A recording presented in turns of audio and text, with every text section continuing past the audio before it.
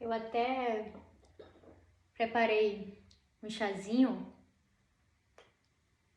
para dar uma aulinha rápida aqui sobre a ação.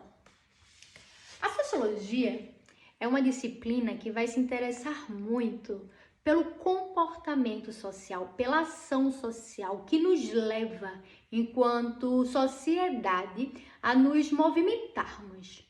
O que é que afeta os nossos desejos? Por que a gente quer o que a gente quer? Parecem questões filosóficas, mas são também questões bem sociológicas. E na sociologia, logo no início, a gente passa muito a se interessar pelos mitos. Principalmente, infelizmente, os mitos gregos, até porque a Grécia é a civilização que vai parir o pensamento ocidental. E os mitos são narrativas seculares acerca do comportamento social. Obviamente que eles têm caráter simbólico, mas, no fundo, eles estão falando sobre os nossos comportamentos. Quando a gente vai aprofundar ainda mais nos estudos de imaginário, da psicanálise, da psicologia junguiana e todo esse pessoal que se interessou muito, pela influência dos mitos no comportamento, a gente vai esbarrar com histórias bem significativas. E uma, eu faço muita questão de contar para vocês, que é a história de Apolo e Eros. Na mitologia grega, existem muitas histórias acerca da importância da gente superar a si mesmo, das nossas relações, ora trágicas, ora conflituosas, ora amorosas, mas os mitos gregos são sobre as paixões humanas, E paixão, na linguagem do Spinoza, é um afeto. É um afeto que nos movimenta também. O problema é que o objeto desse afeto pode nos aproximar mais do que nós somos e da nossa plenitude, ou pode nos afastar. E daí, na mitologia grega, a gente tem a relação entre Eros, o deus do amor, e Apolo, o deus sol, o deus da razão, o deus da assertividade, da objetividade, que com a sua flecha alcançava o que ele queria. Ele mirava e ele alcançava.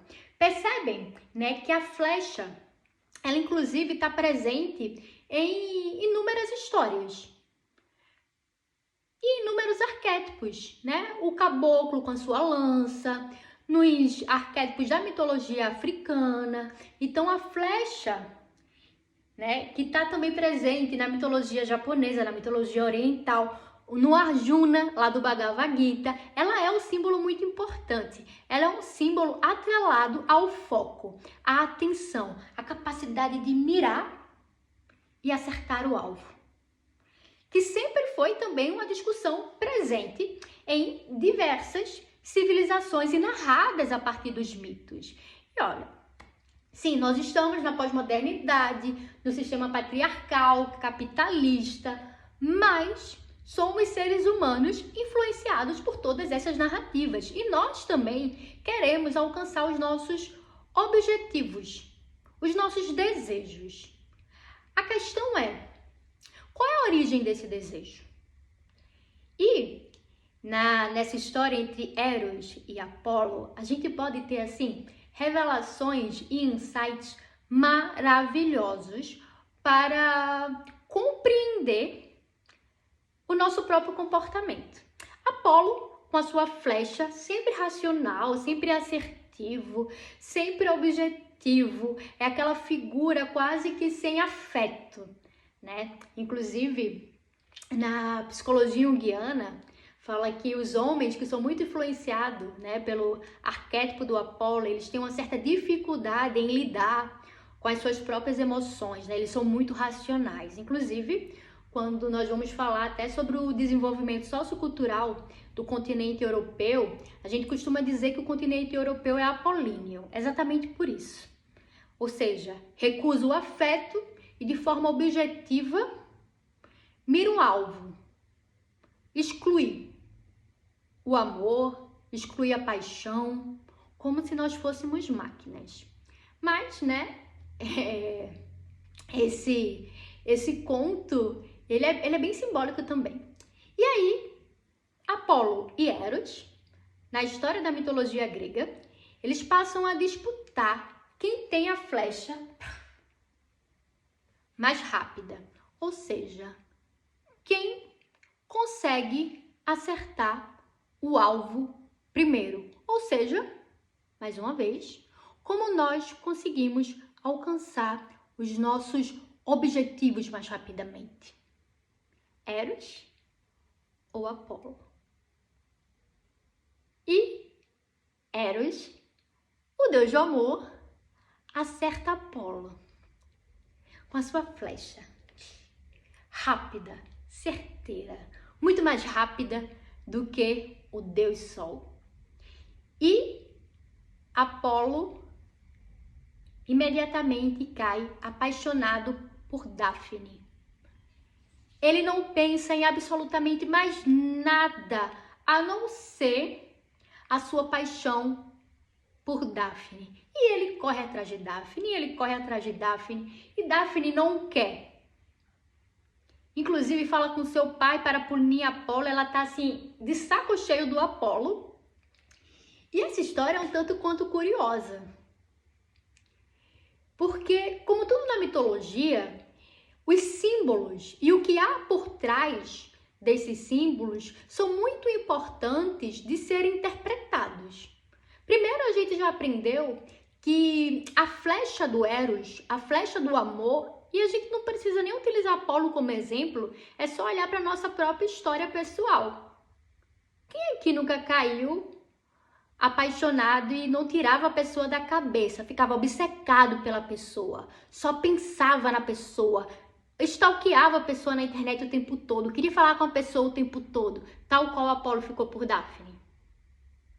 Vocês percebem? Quando o amor está envolvido, a nossa libido, e quem é dentro do Dispersa, né, quem está fazendo Dispersa, já deve estar cansado de saber que libido, segundo o Jung, é a energia psíquica, ou seja, a energia necessária para a gente fazer qualquer atividade.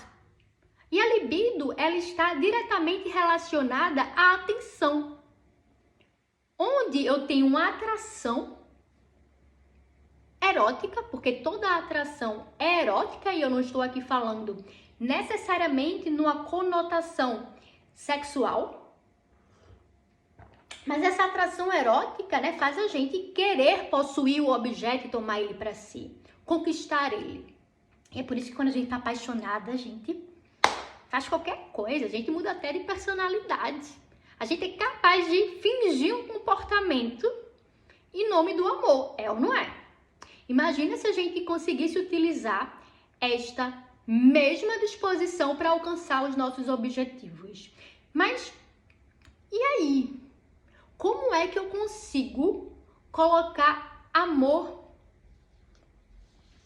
nos meus objetivos para ficar tão obcecada por eles que correr atrás deles, para mim, não vai ser algo penoso? Vejam só, Eros, quando flecha Apolo, e ele fica desesperado correndo atrás da Dáfne. E a Dáfne não quer. A Dáfne não corresponde a Apolo, ela o rejeita. E isso é muito simbólico. Muitas vezes, né, os nossos desejos, eles não são genuínos. O que é que eu chamo de desejo genuíno? É algo que está atrelado com a nossa própria identidade. Por exemplo, eu sou uma pessoa que eu me interesso muito, eu estudo muito sobre filosofia, sobre mitologia, sobre psicanálise, sobre história, sociologia, e nunca em toda a minha vida estudar foi algo penoso. Eu nunca precisei descobrir como eu poderia estudar mais. Muito pelo contrário, às vezes eu preciso impor limites à quantidade de coisas que eu quero ler. Mas o que isso significa? Significa que a minha libido, ela é extremamente influenciada pela curiosidade. Inclusive, curiosidade tem uma relação com interesse e tem uma relação com o desejo também, e a curiosidade também nos movimenta. Quando os nossos desejos eles são genuínos, eles estão associados à nossa identidade autêntica. É o que eu sou uma mulher introvertida, eu gosto de ler, eu gosto de estudar. E não é esforço para mim fazer o que eu faço. E é isso que eu falo aqui no Disciplina Afetiva. Como é que nós podemos fazer o que nós queremos fazer, de fato, com leveza e prazer? E a questão, ela é muito anterior à disciplina. Porque a disciplina, veja só, todos nós já somos. Inclusive, a gente vai falar muito sobre isso na aula que vai acontecer domingo, sobre as 7 chaves para ação. Disciplina, todos nós já somos. O que é disciplina? É um conjunto de comportamento que nos leva a um determinado objetivo. Mas esse objetivo ele pode ser qualquer coisa. Então, todos nós, quando levantamos da cama, escovamos os dentes, o que comemos, o que assistimos, o que acompanhamos, tudo isso tem a ver com a nossa identidade ainda que não está muito bem formada. E essa é uma questão que eu quero trazer para vocês. Porque quanto mais clareza nós temos de quem nós somos e de quem queremos nos tornar, e o Epiteto, ele fala isso maravilhosamente bem, né? Quando ele diz assim: escolha conscientemente quem tu queres se tornar. E então, caminhe em direção a isso. Ou seja, antes de eu escolher qual conjunto de práticas e de ações eu preciso incluir no meu dia, eu preciso primeiro definir o alvo. É o famoso planejamento existencial, que eu percebi que não é tão óbvio assim para muitas pessoas. Simplesmente por quê? Porque a gente precisa saber o que nós queremos. Quais são os nossos verdadeiros desejos?